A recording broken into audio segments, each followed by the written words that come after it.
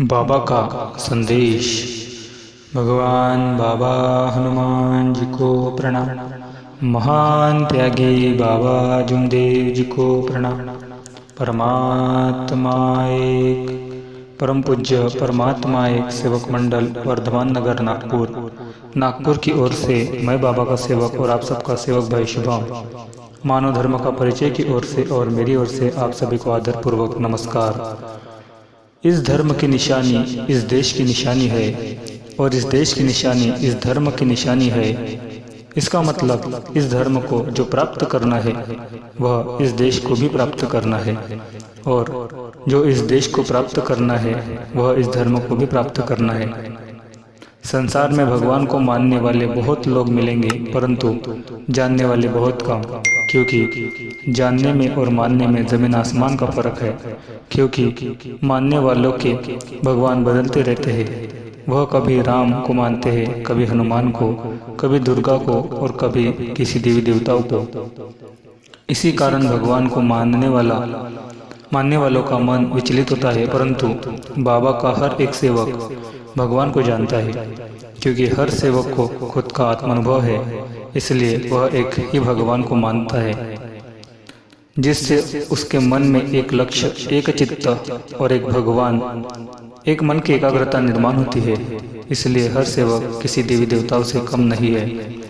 धर्म कभी झगड़ा नहीं लड़ाता, परंतु धर्म के नाम पर अपने पद, कुर्सी, धन, अपना उल्लू सीधा करने वाले लोग गरीब सेवकों में एक दूसरों के बीच झगड़ा लड़ाते हैं। यह बाबा के विरुद्ध कार्य है। जीवन में चलते समय एक ही भगवान को सामने रखकर कार्य करने से एक लक्ष्य, एक चित्त, एक भगवान निर्माण होकर दुष्ट बुद्धि का नाश होता है और विचारों की क्रांति होती है। इस संसार में बहुत सारे साधु संत दाढ़ी जटाई बढ़ाकर और कफनी कुंडल डालकर अपना परिचय देते हैं, परंतु बाबा ऐसे महान संत थे जिन्होंने कभी अपना परिचय नहीं दिया, कभी अपने चरणों को छूने नहीं दिया, कभी किसी से एक रुपया भी नहीं, गुदक्षिणा नहीं मांगी और कहा कि कफनी और कुंडल फेंकना पड़ेगा, दाढ़ी और जटाई मुंडवाना पड़ेगा, तभी भगवान की जोत लगाने का अधिकार मिलेगा, अन्यथा भगवान का परिचय नहीं होगा।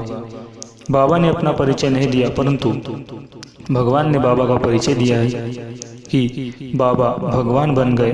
भगवान का धड़ बाबा का सिर बन गया और बाबा का सिर भगवान का धड़ बन गया। बाबा और भगवान एक हो गए।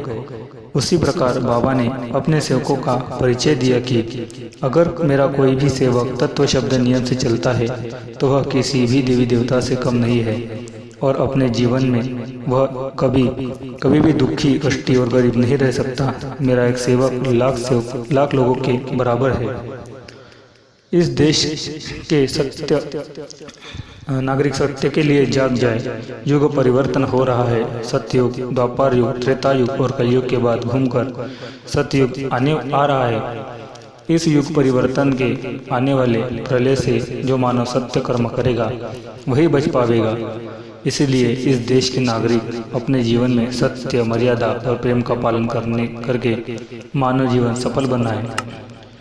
हाल की परिस्थिति में हो रहा भ्रष्टाचार दूर करना यह कोई भी मानव के हाथ की बात नहीं है, उसे भगवत कृपा ही दूर कर सकती है। युग परिवर्तन के चक्र से निर्माण होने वाले प्रलय से मानव को खुद सुरक्षित रहना है, तो हर मानव ने अपने जीवन में सत्य, मर्यादा और प्रेम का आचरण करना चाहिए और भगवान को शांति प्रदान करनी चाहिए। सत्य ही परमेश्वर है और परमेश्वर ही सत्य है। पृथ्वी तल पर मानव यह एकमेव प्राणी है जो इस श्रेय को समझ सकता है।